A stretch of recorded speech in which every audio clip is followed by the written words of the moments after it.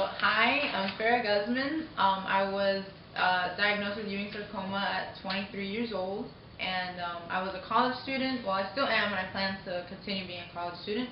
I got my bachelor's at Florida International University while I was getting chemotherapy, and I plan on graduating from the University of Miami with my doctorate in physical therapy in the year 2020. When were you diagnosed with Ewing'S sarcoma? So I was diagnosed January 31st of this year, 2018. Yeah, that was like the first diagnosis, and then 4 days later, that's when I found out that it was Ewing sarcoma, but metastatic Ewing sarcoma with the lesions on my lungs. How did you notice something was wrong? So I was at the gym, and usually I would get pretty tight and sore muscles because I was doing powerlifting at the time. And I just noticed that like one of my glutes had a really tight mass, and I wasn't sure if it was a mass or if it was a muscle. At the moment, it absolutely felt like a muscle, and it felt like just a very tight muscle. I thought it was piriformis syndrome or just like an old injury that maybe never healed completely. And I went on thinking like it was just that, and it wasn't until obviously I was diagnosed that we found out it was like a sarcoma. How did you feel about being diagnosed? First, it was just shocking, and I was like, no, there's no way. Like, there must have been a mistake. Like it can't be me. Like what? Like, and I would think like, oh, what did I do wrong? Like, how is this happening? Like, I'm so young, and I was always like a big advocate for like health and for my health, and I was always exercising and eating right. So I'm like, what could I have possibly done? So yeah, at first it was mostly shock about being diagnosed. That was like the biggest like emotion.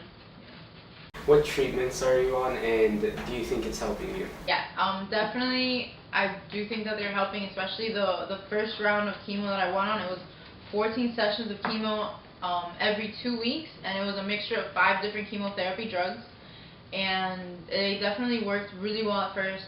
The main tumor, it was like the size of like a grapefruit, and it became 50% reduced and 85% necrotic, which was like amazing. And the 2 lesions they had found on my lungs actually they weren't there anymore. They had totally like melted away basically because my oncologist couldn't find them, and like we were in the clear for a really long time. And it wasn't towards the end that like they call it like a relapse, but it was very close, so close to like me finishing chemotherapy. It usually doesn't happen like that.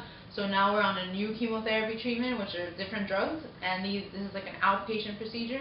But I definitely do feel like it is helping, but we'll know for sure in 2 weeks when I get scans again, and we'll go on from there. Have you had any bone marrow transplants, or are you getting any? No, with Ewing's, I have heard of bone marrow transplants. I've heard especially for like blood cancers. Don't like quote me on that. I'm pretty sure it's very like the bone marrow transplants are very specific to different kinds of cancer. I don't think it's usual with Ewing's, but who knows? There might be a clinical trial somewhere that does implement that. So, yeah. But as of now, like it's not looking like I'm gonna get one anytime soon. But who knows? So when you were young, were you involved in any sports, something for fun? Yeah, I did sports my entire life. All through middle school, I did volleyball, and I always did cross country and track. Like running was the main sport. I did swimming for a little bit. I love being active, so I was always doing something. Whether it was like a sport that was like run on by the school, or something like after school with friends. Like always doing sports. And in high school, that's where I really just I just did running mostly. It was like between cross country and track, and then I fell in love with like powerlifting and bodybuilding. And I love powerlifting, which is just like 3 main lifts: the bench press, squat, and the deadlift. And I love lifting very heavy weight, which why it was like so hard to to know like that there was like anything going on there, because I was always sore, right? Like I was always recovering from a workout, or like my muscles were always tight. So at first that's why it was like so hard to even know there was something wrong. Okay, so my story with Ewing sarcoma and how I even came to know Ewing sarcoma. Basically, I was just finishing my bachelor's, and while I was doing my bachelor's, I was also doing powerlifting. So I was always at the gym, always working out, and I wanted to do my doctorate in physical therapy, so I was also working on my prerequisites for that.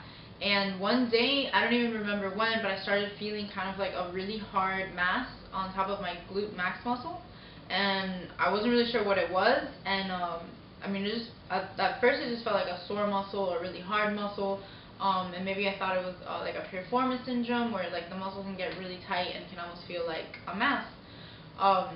But I would go to other physical therapists and they said that it was like very like it was like the way that it was shaped was very like atypical of anything muscular, so they definitely recommended to go to a physician and get it checked out.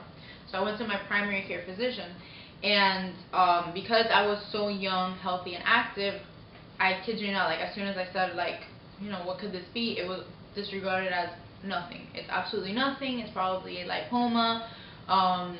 You know, like the word cancer never even came up. Like I was just like, there's no way. You're too young to even worry about that.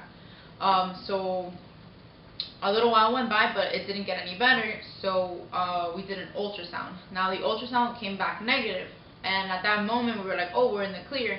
But what we didn't know was that we didn't know this until like after meeting my oncologist. But an ultrasound like that can go past muscular tissue.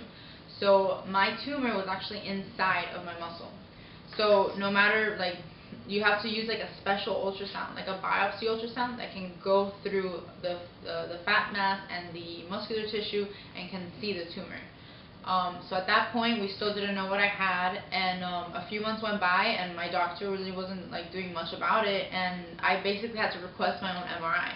Like I had to say, hey look, like I don't want to keep living with this mass here, it doesn't make any sense, like I want to know what it is, or get it taken out, or go to a surgeon. I like, you know, like I really had to advocate for my own health, which is really important, because a lot of people think because you're young and because you know, you're so active and you're healthy that there couldn't be anything wrong with you, but you have to be like, you know, your own advocate, and you have to really, really fight for your diagnosis and to know like what's going on with your body, because if you don't do it, nobody else will, especially if you're young. And it wasn't until the results of that MRI where it finally said, yeah, possible sarcoma, possible lymphoma, like yeah, like any kind of like possible metastatic disease we were looking at. Like, so from then on is when I actually went to Sylvester the next day, because that day everything it was a holiday. So the next day we went to Sylvester, and by like coincidence, by the grace of God, we ended up at Alex's place, the childhood cancer place, and I met my doctor, Dr. Mateo Truco, and he's a sarcoma specialist, and he showed me the MRI and he showed me what it looked like, and at that moment I saw this grapefruit-sized mass that I was just absolutely shocked. I couldn't believe how big it was. And he told me we had to do a biopsy, because at that point you think it's probably cancer, but you have to do a biopsy. You have to see the you have to have a pathologist look at it. So after doing the biopsy, we actually found out that it was Ewing'S sarcoma, which like what would you know? Like my doctor ends up being one of the few doctors that actually is involved with Ewing'S sarcoma and knows a lot about it. So that was just amazing. And from then on, I went right into treatment. Like I had surgery the next day for a port, which is where I get all of my chemo from, which is basically just like a catheter that goes straight to your heart, and that's where the medicine is delivered. And the day after my port surgery, I had a bone biopsy to make sure that it wasn't in my bones, because Ewing's sarcoma is typically a bone cancer, but mine ended up being extra osseous Ewing's sarcoma, which is just in my muscles and soft tissue. And so it wasn't in my bones, but then a chest CT scan revealed that there was some in my lungs, so 2 lesions on my lungs. And after that I went on to treatment, very intensive chemotherapy every 2 weeks, and 3 months in we saw that there were great results. The mass had like greatly reduced by 50%, and it was 85% necrotic, and even the lesions on my lungs weren't there anymore, so those were great results. And we moved on to radiation, which we did a whole month of radiation on the right glute, and then after that more chemotherapy. And my last scan, when chemo was over, actually showed that my mass had started kind of growing again. It was like 20% larger, and that there were some new lesions on my lungs, which is considered a relapse. So that means that the old chemo really wasn't working towards the end. And that's absolutely possible with cancer, with Ewing's sarcoma. Dormant cells that were inactive before may have just sprouted up and became active. And parts of the tumors may have stopped responding to that chemotherapy. So we have to try something new. So I opted for the new chemotherapy drugs that they had at Alex's place. And I've been getting chemo there. I had my first round, I think about 2 weeks ago. I had my first round of that chemo. I have another round next week, and then we do scans again to see how my body reacts to it. And we're very positive, and we're hoping that this one's definitely going to be the one. And after that, we just continue on with this drug. And while I was getting chemotherapy, I was able to graduate, finish my bachelor's at FIU, and I was able to defer a year from the University of Miami, so I'll be pursuing my doctorate at the University of Miami next year in May, and that's basically it. Yeah.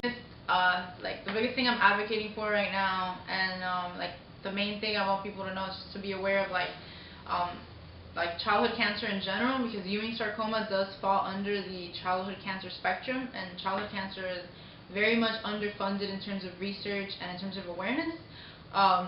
So, you know, like basically keep them in mind, and seek out organizations that help people that are like undergoing treatment for childhood cancer. And always, like as a young person, be your own advocate. Like if you feel that there's something wrong with your body, get answers, and don't stop until you're like 100% confident that you've gotten an answer, because cancer definitely does not discriminate whether you're young, whether you're healthy. It could happen to anybody. So definitely be your own advocate and like find out what's wrong. Okay.